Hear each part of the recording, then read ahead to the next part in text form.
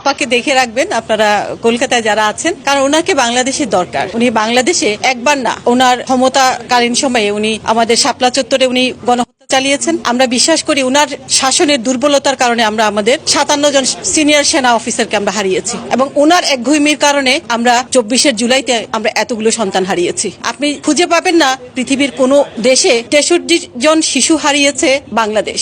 এটা আমাদের বাংলাদেশের প্রতিটি মানুষের অন্তরকে আহত করেছে। আমি কথা বলছি, আমার ভিতরে আত্মা কাঁদছে।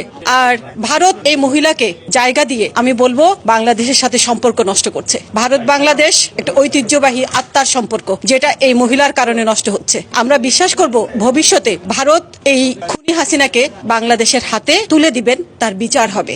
এটাই বাংলাদেশের মানুষের কাছে চাওয়া। ভারতের সাথে আমাদের কোনো দুশ্মনী নাই, আমাদের ঐতিহ্যবাহী সম্পর্ক আমরা সেটা ধরে রাখতে চাই, এবং ভারত সুবুদ্ধির পরিচয় দিবে, প্রতিবেশীর পরিচয় দিবে, এই খুনি মহিলাকে বাংলাদেশে ফেরত দিবে।